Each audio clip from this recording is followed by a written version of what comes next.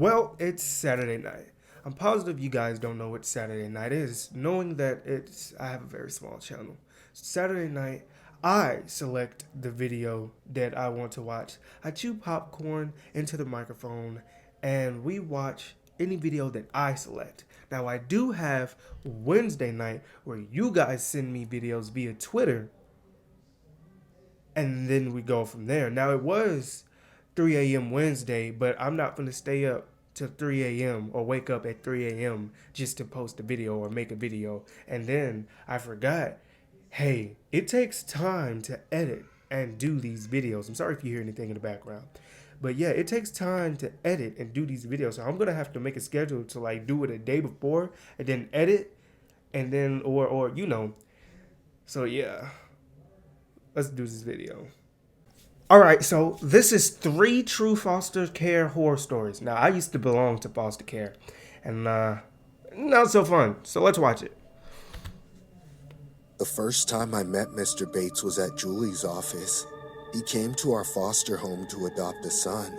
Julie was a good foster mother, and I loved being with her and my foster cousins. So suddenly getting your life turned 180 degrees caused me a lot of trouble, and that's where this story begins. Mr. Bates and his wife lived in the countryside, close to the mountains, and they wanted nothing more than to complete their family. So, I reluctantly said goodbye to my old family and moved into this big house in a That's how it is. area. That's how it is. With my new one. The house was even bigger inside. Mr. Bates was holding my trunk and we walked up to a room. The door was What's wrong with closed. this man's face? Mr. No Bates judgment. knocked on it and the woman in a feeble voice replied, Come right in, dear. It was my first time meeting my new mom, so I was nervous. I looked at Mr. Bates and he gave me a weird What's smile. wrong with this man? Go ahead. Gee. Open the door. We went Why does he in. sound like The that? first thing I noticed was the damp ceiling filling the room with a musty smell. Then my eyes went to the corner. There sat a skinny woman in a pale yellow dress by the The wind from the window made her thin hair dangle. Come here. Don't be afraid. I Be got very closer to afraid. her. She stretched her arms out to me, Be very afraid. but I hesitated. Don't be afraid, Billy. Come to Mommy. Honey, his name is Joshua. Oh, yes. My brain. Sit down here, Joshua. And This is your supposed to new be home. true. I sat down and she watched me with an uncomfortable smile. Her eyes were wide like a night owl. And then Mr. Bates came and sat beside me. He kept his hand on my shoulder and said, You will have no problem here, Joshua. We can give you everything. But in return, we want you to be our son. I looked at him with teary He's eyes, crying. thinking how lucky I was all of a sudden. But in reality, that was far from the truth. They took me to a big room This and that's is- when I started sensing trouble. The room was filled with kids' toys and had a big Mickey Mouse painted on the walls. This is your room. Do you like it? Yeah. I couldn't tell them how odd it was for the room of a 12-year-old. Even the furniture was that of a toddler size. I could barely fit in the bed, but the Bates didn't seem bothered. They just grinned at me the entire time without blinking. Now, who's ready for a bath, huh? Sorry, what? Take off your clothes. I'll give you a bath. Excuse me? Miss Whoa! Bates suddenly stopped smiling and screamed.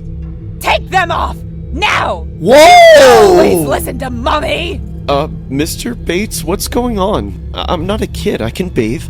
Help! Do what your mother says, son. That's what You don't I'm want her getting screaming. angry.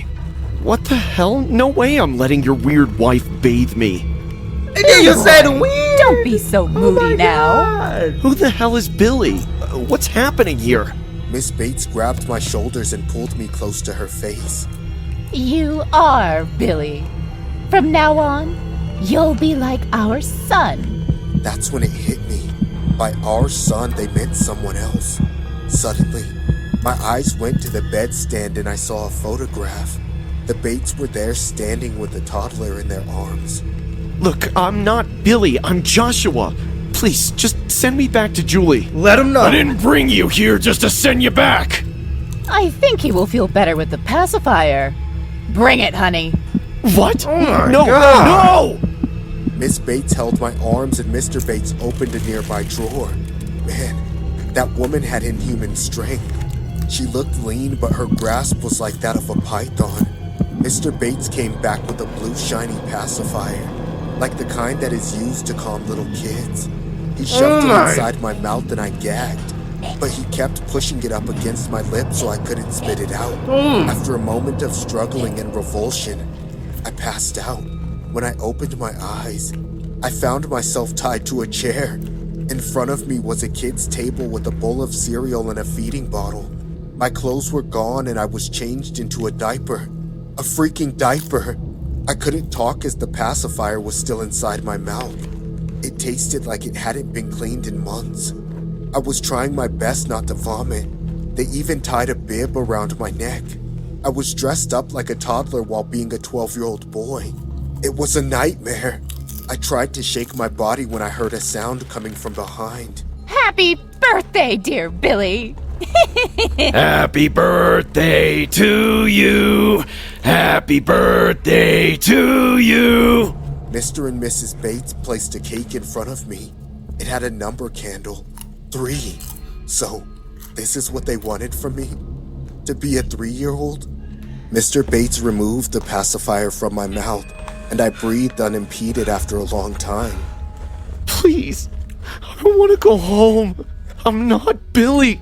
Please, just let me go home. But they kept on singing and clapping like maniacs. I had to blow out the candles, because after a point I accepted my fate. No one will know about this. I'm stuck here forever now. I'm gonna release your hands, Billy, so you can cut the cake. Now, don't try to do anything wrong, okay? I nodded my head. What else could I do? Mr. Bates freed my hands.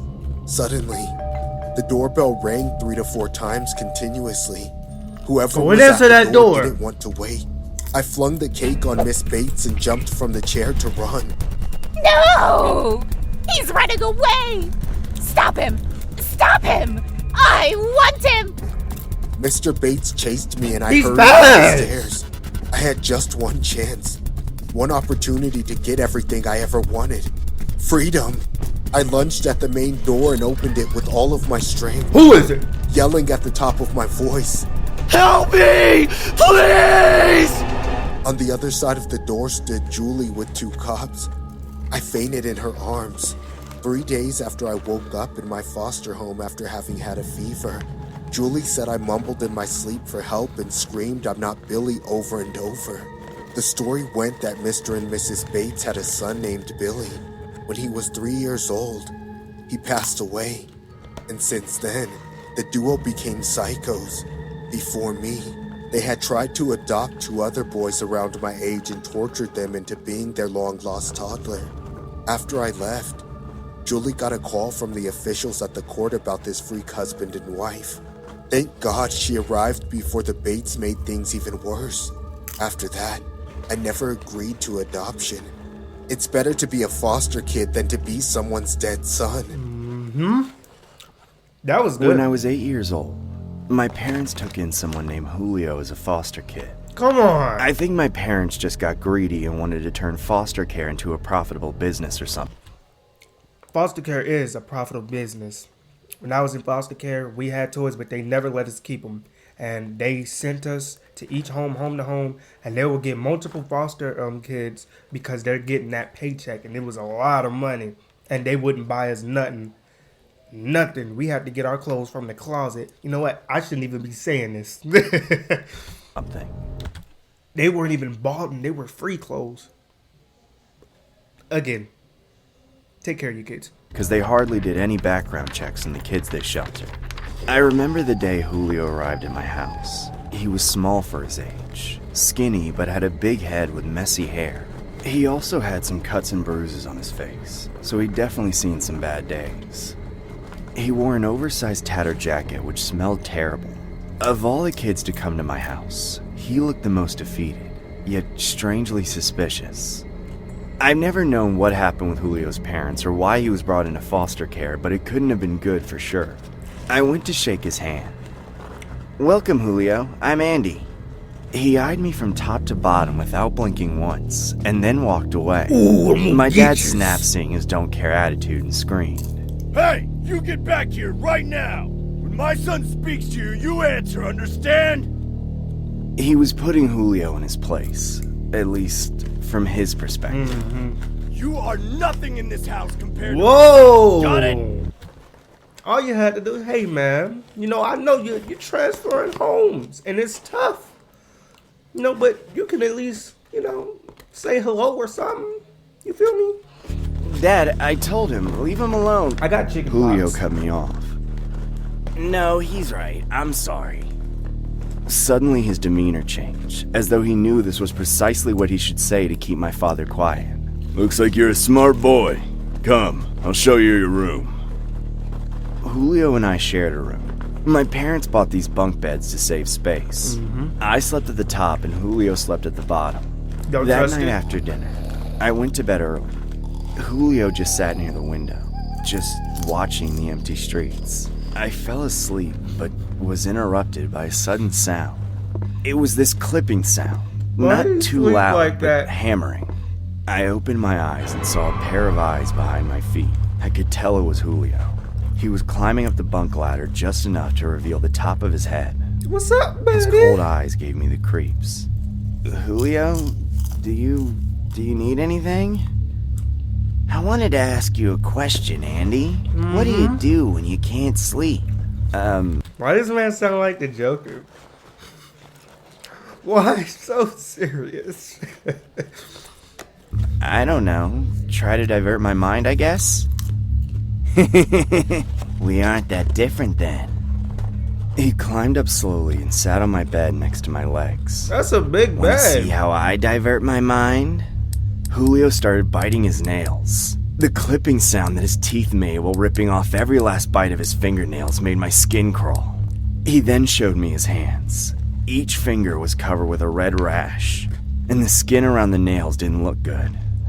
They were swollen and filled with pus. Oh my God, you must be in pain. You don't know anything about pain. You're just a stupid boy who got lucky.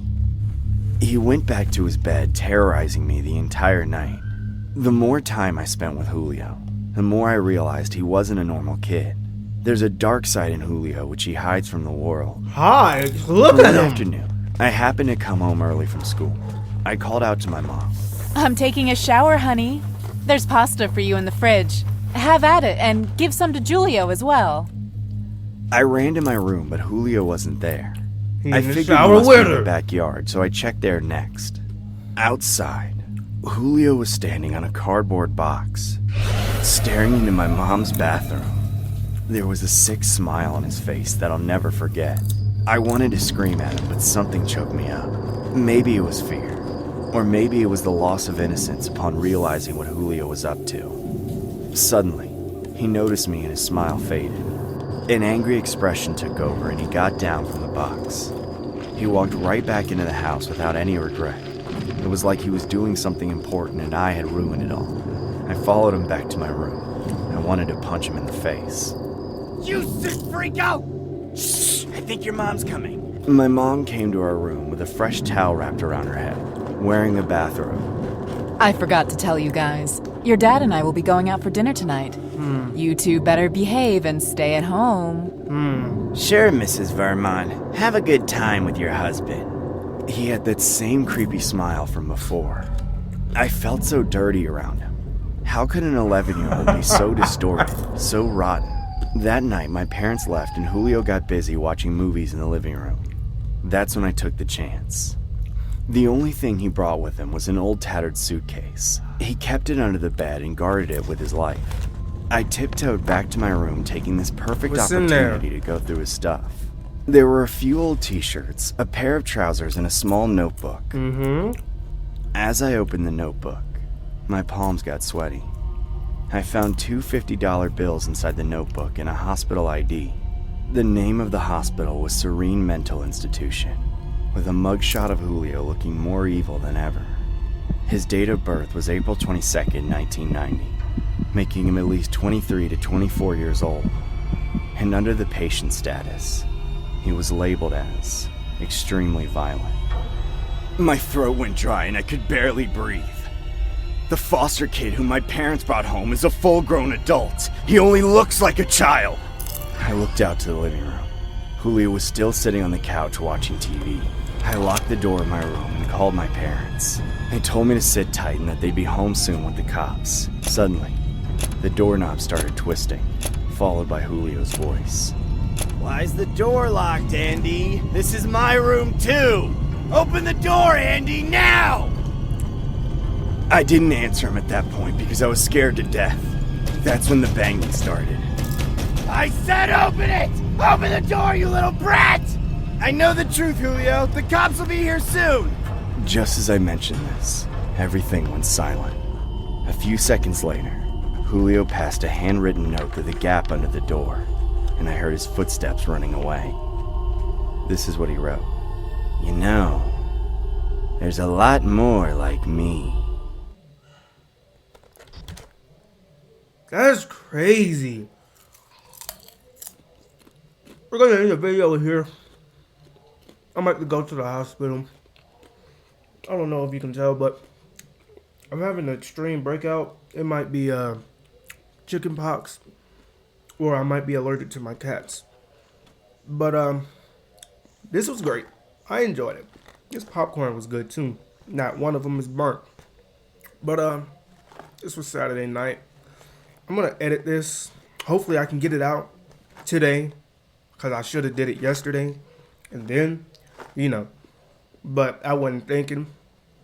Wednesday night, I do need y'all to send me stuff on Twitter. Anything really that's appropriate for YouTube. Let's not be nasty. And until next time.